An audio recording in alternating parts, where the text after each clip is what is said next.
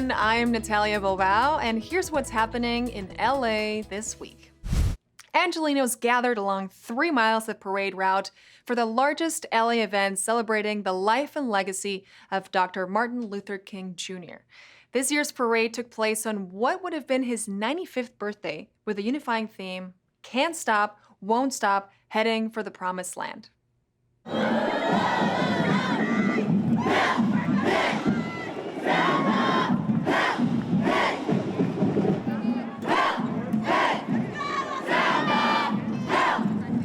We're at the historic Martin Luther King Day Parade. It is Martin Luther King Day, and we have this beautiful parade where all parts of the city come on out. Make some noise for the Tommy Boys! King Day! That's right, y'all. Happy MLK Day! Happy MLK Day, man. Keeping this dream alive. Keeping this dream alive. Keeping this dream alive. Happy MLK Day, guys. Happy MLK Day. It's an exciting opportunity to celebrate not only the ideals and goals of King, but to bring the community together. I'm just looking forward to seeing the families and seeing all the diversity throughout our community.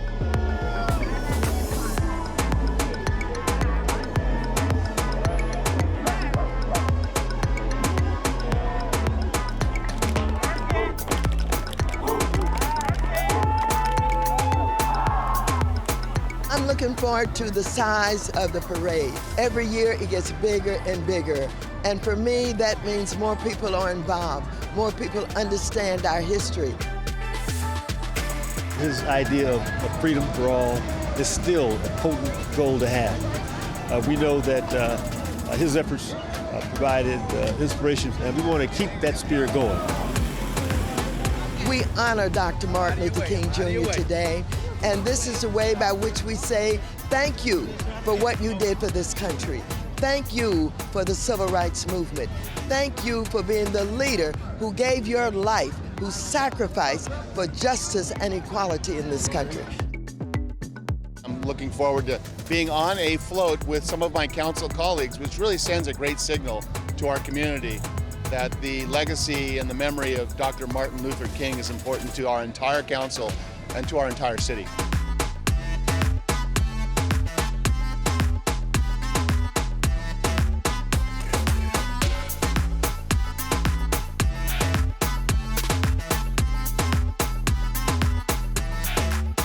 I just want to wish everybody a happy King Day. It's a time to remember that we are really one community, and we need to work together to make sure that we build the city of Los Angeles that we want our children to have. I feel like as an elected official, I have a responsibility to be here. And to Dr. Martin Luther King, I say thank you for what you did for this country, for what you did for all of us, and I'm here to honor you today.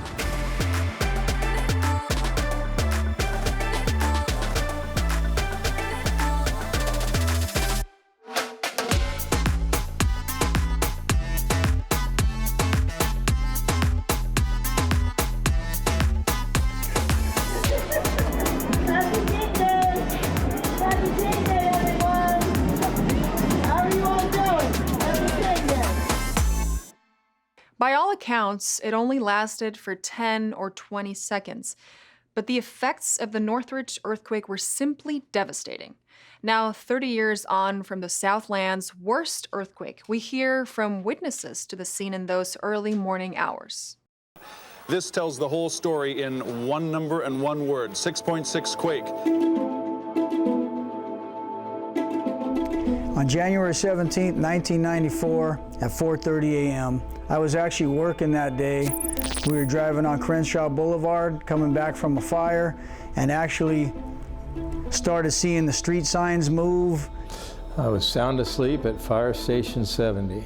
And all of a sudden I was awoken by a tremendous shaking of the fire station. It was very violent. As a matter of fact, my initial thought was that a bomb had gone off. We hadn't had an earthquake to this magnitude before in my career, or anybody else on the crew.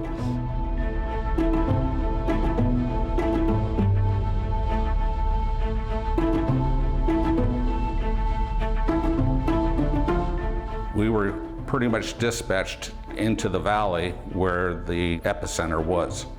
Every building south of the fire station is apartment buildings. Every apartment building that we pulled up to, the people were out and telling us that they had neighbors that are trapped and they needed our help. And of course, we can't stop for anything other than an immediate life hazard because we have to assess the district. We don't know where the biggest life hazard is going to be. So we told them to help out your neighbors and we'll be back. As an LAFD member working that day, our priority was to check on the public and the safety of the public. We do what's called a drive-through of the district to look at high occupancy type places such as hospitals, schools, churches, things like that. And during that time, there was another aftershock of about 6.1, 6.2, I believe. You, as a firefighter, you focus yourself at what you have in front of you at that time. The level of destruction in the city, and especially in the valley, in the Northridge area, stands out.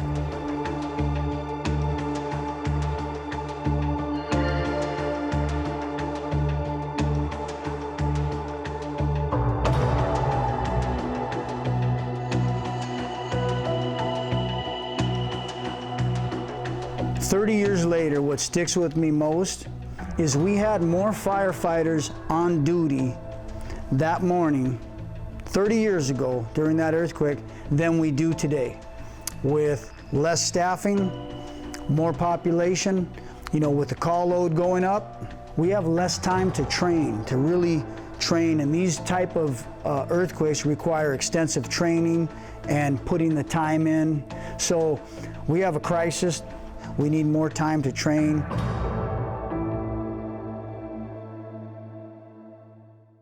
So, are you ready for anything? County Supervisor Lindsey Horvath and Councilwoman Monica Rodriguez hosted a resource event for emergencies.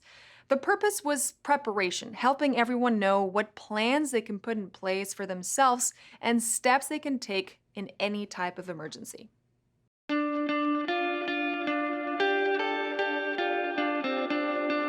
So today we're here preparing people in the case of an emergency, making sure that people are connected to resources, to departments, to get access to skills and training, to make sure they have everything they need to be prepared in the case of an emergency, because we know that first responders won't be able to reach everyone in a time of emergency, so they need to have the skill sets and the resources to access themselves in the event of an emergency. I came so I could partner with all these local agencies that are present. I think it's a wonderful opportunity to gather all of our efforts together in one place. I'm really excited to get my own radio today, and I think that sometimes we're so connected to our phones that when disaster strikes, sometimes we actually have to rely on good old-fashioned radio and stuff like that. Pues es importante porque nos recuerdan que estamos en California y puede venir un terremoto, que se preparen y que estemos listos, porque pues no sabemos en qué momento puede llegar, para que tengamos alzado lo necesario. Alzamos como agua, una lámpara, y si tenemos animales, también alzar comida para ellos, y hablamos con los hijos sobre qué pueden hacer en caso de una emergencia. There was an earthquake at my house last week, and I've felt it. And when things are rattling, I want to know the first thing I need to do. And so not only for my family, my own household, my own neighborhood, but I also want to know what to do for my city. It's so important for the community to have access to these resources, to know who to call, because in a time of emergency, things get chaotic, they get a little crazy. We know that right now, people can make a plan. They can educate their families, they can work in their communities, in their neighborhoods to develop a plan to be in communication with one another and to know how they will respond to all different types of crisis that might come up. And that's why there are so many different departments here today, both from the city and the county, all working together to make sure that people are connected, that they know who to call, and they know who's there to help them. In any emergency, the City of Los Angeles will use multiple ways to reach you, and the best way to ensure you receive alerts is to sign up for Notify LA at emergency.lacity.gov.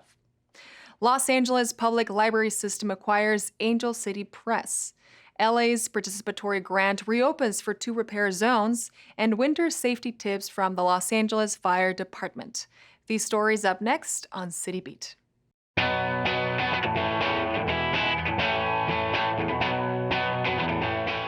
LA City Librarian John Szabo announced that Los Angeles Public Library, the nation's 5th largest library system, acquired publishing house Angel City Press on December 16th.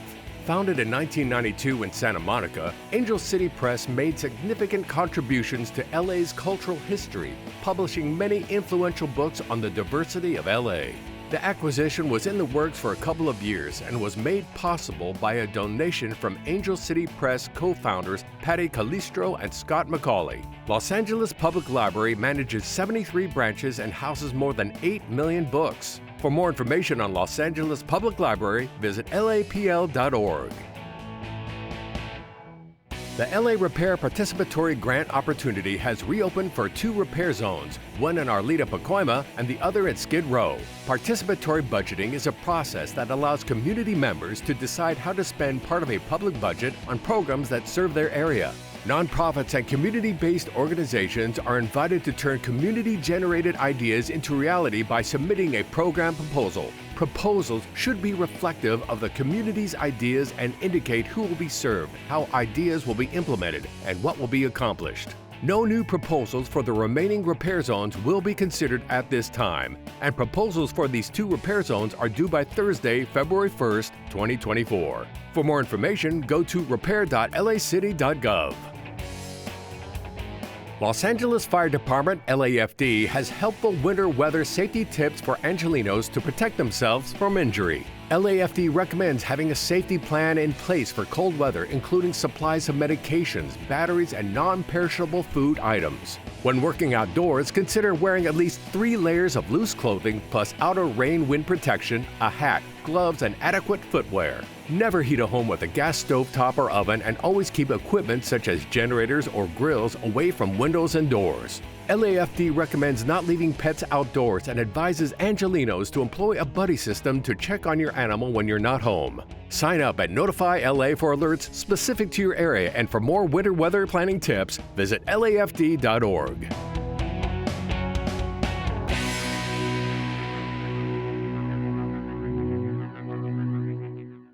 Looking ahead, Councilmember Bob Blumenfield is promising more in 2024. More refurbishment, more revitalization, more reimagining of community spaces for arts and sports, more investment for Reseda and beyond, and even more LA Rams.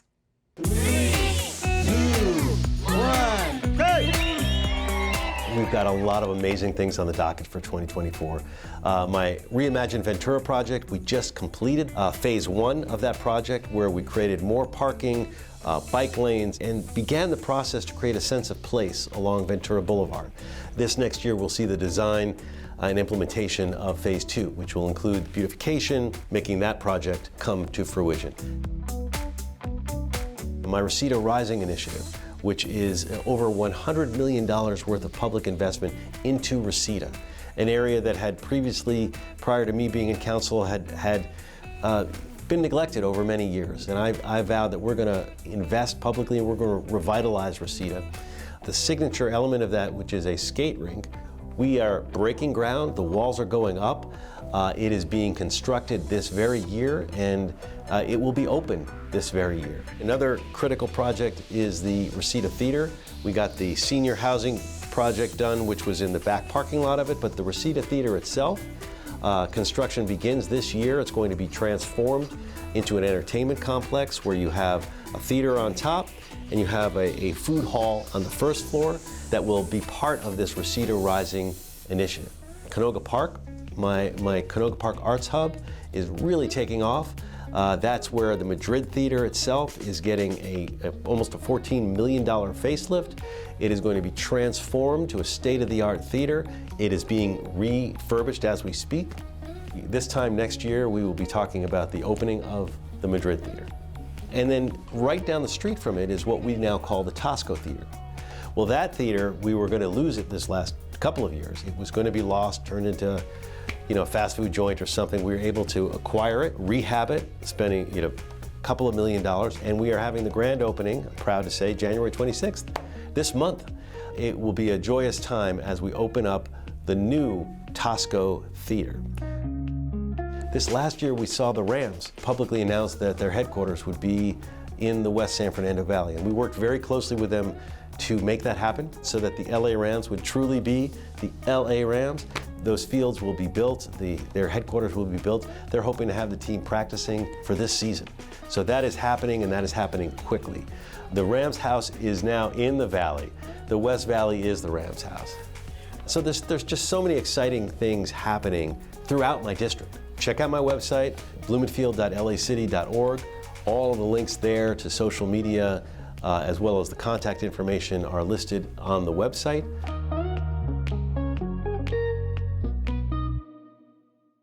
We're putting the Little Tokyo branch of LA's public library in the spotlight. It's a welcoming space working for the local community and holding LA's largest collections of Japanese language, history, and cultural materials.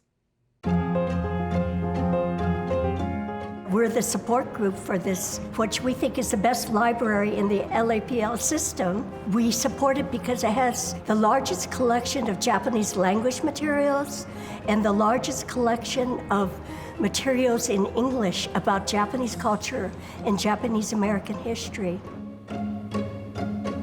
This branch offers a Japanese collection and also a huge manga collection. But the Japanese collection really is the unique aspect of our branch because people from all over Southern California come to our branch to take advantage of the materials that we have. We have Japanese magazines, Japanese novels, and also a huge collection of just English books that are about Japanese culture and language. So if someone wants to learn Japanese, we're the place to go.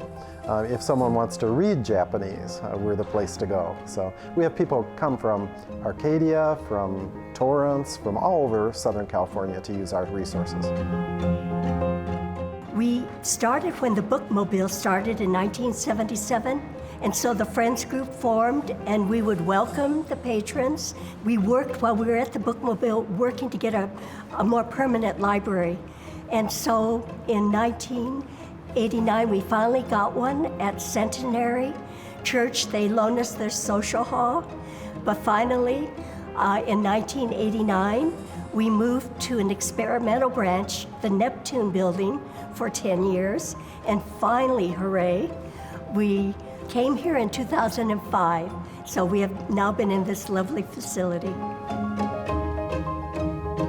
This particular branch opened in, I believe, 2005. I see this branch as an integral part of the Japanese American community in Little Tokyo. Little Tokyo has always been sort of a focal point for Japanese Americans. The library has always been sort of a part of that. We have the Japanese story time, which is done in Japanese for children on the first and third Saturdays of every month. We also have many links to the community resources for not only Japanese people, but for everyone as well. We have a customer service representative now who links people together with the resources that are available for not only city resources, but county resources and even state and federal. Just come visit the library. It's beautiful. We have free parking.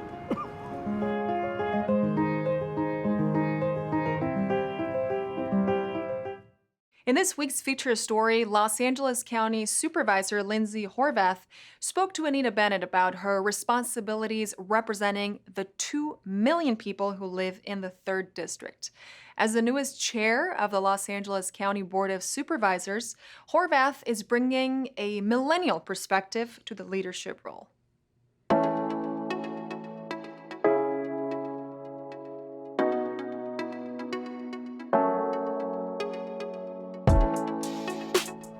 Well, it's been a year since Lindsey Horvath was elected to the Los Angeles County Board of Supervisors. Horvath represents the 3rd District. That area spans from the Ventura County line to West Hollywood and includes the San Fernando Valley and Santa Monica. It's a big area with 2 million people and many different needs. Here to discuss the 3rd District and pressing issues for residents is Supervisor Lindsey Horvath. Thank you so much for having me. And that I will well and faithfully Discharge the duties upon which I am about to enter. I will be the youngest chair ever in the history of the board. Amazing. It's an opportunity for us to bring more and different voices into the work of the county. So as somebody who is bringing a bit of a different perspective, as a renter, as the first millennial, somebody who sees our county just a little bit differently, it's an opportunity for us to bring in all different kinds of voices into the work. Mm-hmm. You've prioritized LGBTQ rights. Yes. Is that something you want to continue? Absolutely. I think we've seen, unfortunately, a wave of hate against our LGBTQ plus community, against our Jewish communities. There's so much hate that's out there right now. There's so much hate and divisiveness. And the county has launched LA versus Hate as a collaborative approach to bringing people together, to tackling difficult conversations and creating space for people to have civil discourse on some of those really challenging issues and make sure that all of our communities are safe for everyone. So we're celebrating Pride right here in LA, but we know throughout the country there's a pretty dark backdrop of hatred and bigotry and all kinds of anti-LGBT legislation. Can you imagine they're trying to outlaw this? To ban drag? What made you want to get into public service? Wow. Well, it wasn't something that I set out to do. A lot of people ask me, if I ran for government when I was in school and all that sort of thing. Honestly, I didn't know that I was going to be an elected official. I very much enjoyed being an advocate and a community organizer, working on issues that I was passionate about and being able to be a voice for others. So I'm just as comfortable going back to the street corner with a bullhorn as I am sitting at the desk that I'm at now. But I think it's important to have people in those seats who are willing to work with the public and really listen.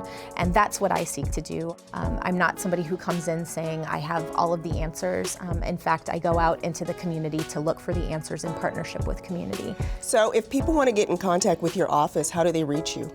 You can go to our website, which is lindseyhorvath.lacounty.gov. You can find us on social media, Lindsey P. Horvath. We want to make sure that we're in contact with people as best as we can be. Well, this has definitely been a lively conversation. I learned a lot. Oh, I'm glad. Thank you for having me. I really appreciate it.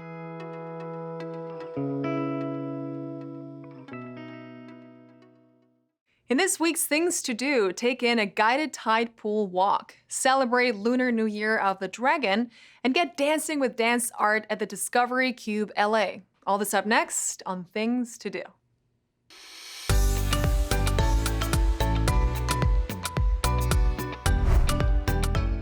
Join Cabrillo Marine Aquarium educators as they guide you through an up-close view of the Point Fermin tide pools. During the walk, you'll visit the native garden, salt marsh, beaches, and tide pools that make this such a fascinating part of Los Angeles. Guided by experts, participants will explore each habitat and discover signs of the winter season along the way. You'll examine fossils, native plants, and see animals in their natural habitat. The event is family-friendly and open to all ages. Participants are advised to wear suitable outdoor clothing and sneakers.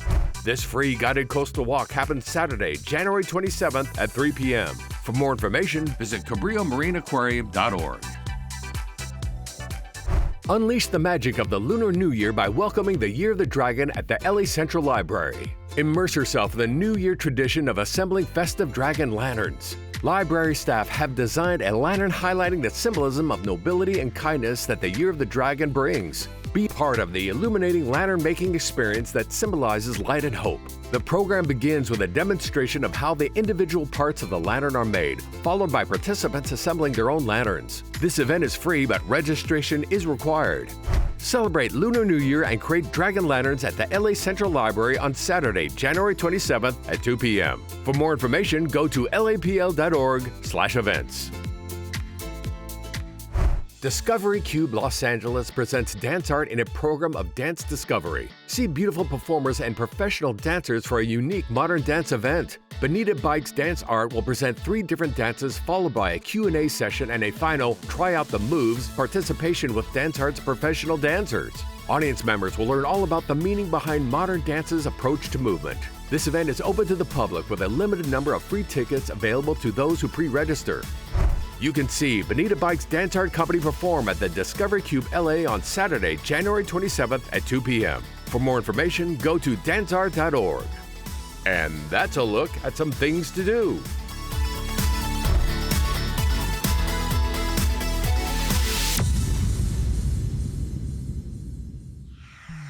And that's all for this week. I'm Natalia Bilbao, and from all of us here at LA This Week, thank you so much for joining us. Remember that you can watch us online anytime at lacitywiew.org, and we're also on Instagram, Facebook, X, and YouTube. See you next time for more LA This Week.